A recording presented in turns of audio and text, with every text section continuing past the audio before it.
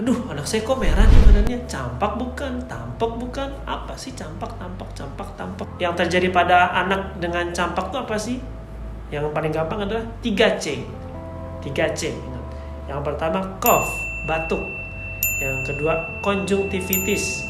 Yang ketiga koriza.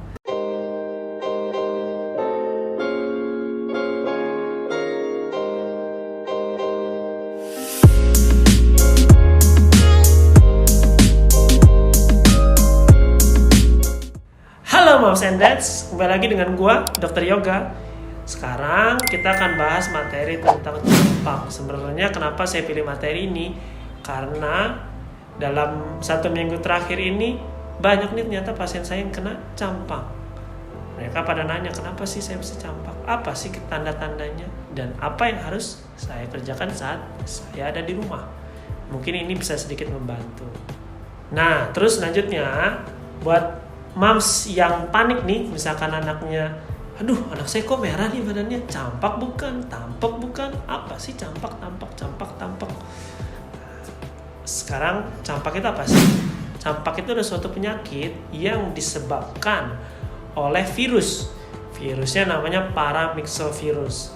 Nah, campak ini sebenarnya fasenya ada berapa sih? Kalau kita bilang virus itu dia pertama pasti ada fase gejala awal saat virus masuk. Namanya adalah fase prodromal. Nah, di fase prodromal ini yang terjadi pada anak dengan campak itu apa sih? Yang paling gampang adalah 3C. 3C. Yang pertama cough, batuk.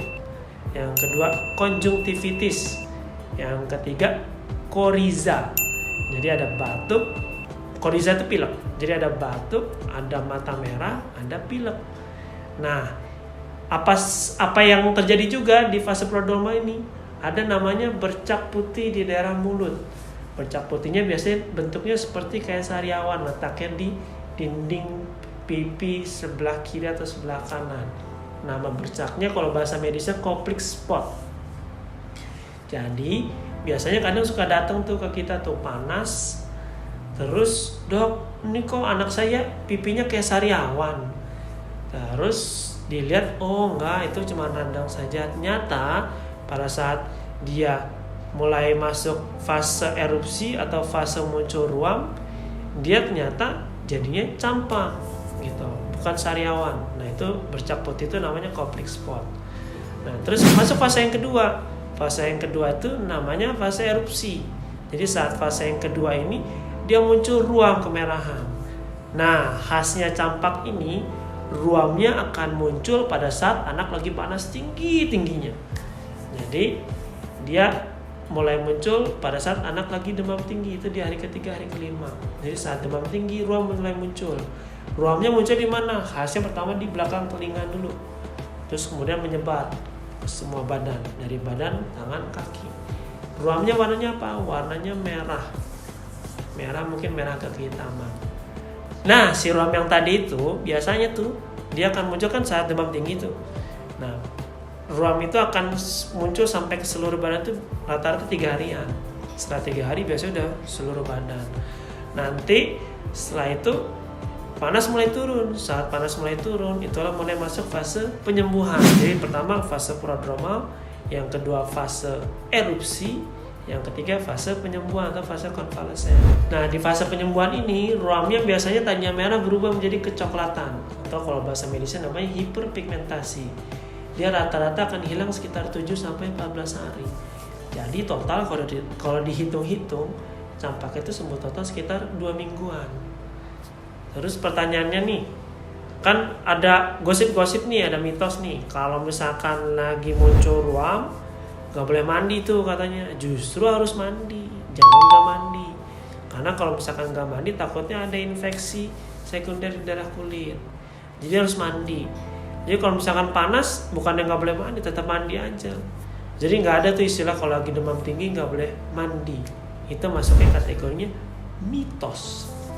Nah, untuk obat-obatannya apa sih?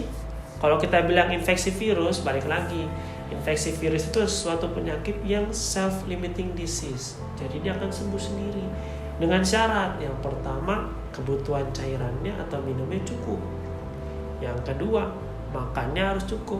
Kalau kita bilang makan itu hubungannya ke daya tahan tubuh. Jadi hubungannya ke sumber protein. Jadi makan makanan yang baik dengan sumber protein yang cukup. Terus yang ketiga, obat-obatannya biasanya kalau misalkan infeksi campak dia akan mengurangi kadar vitamin A dalam darah. Jadi kalau bisa kasih vitamin yang ada mengandung vitamin A-nya. Terus obat-obatan lain bisa kita kasih kalau dia demam tinggi, kasih obat demam. Kalau misalkan dia ada batuk, kasih obat batuk pilek. Mungkin itu aja kalau untuk campak. Terus apalagi ya? Kemarin itu juga ada tuh pasien nanya, kalau misalkan lagi campak, boleh nggak sih dok kena air laut? Ya boleh lah. Masa nggak boleh? Hubungannya apa? Campak sama air laut. Jadi boleh masih ke pantai. Yang diharapkannya itu dia adalah istirahat. Nah kalau dia main pantainya ya harus ingat-ingat. Istirahatnya harus yang baik, minumnya harus yang baik, makannya juga harus yang baik.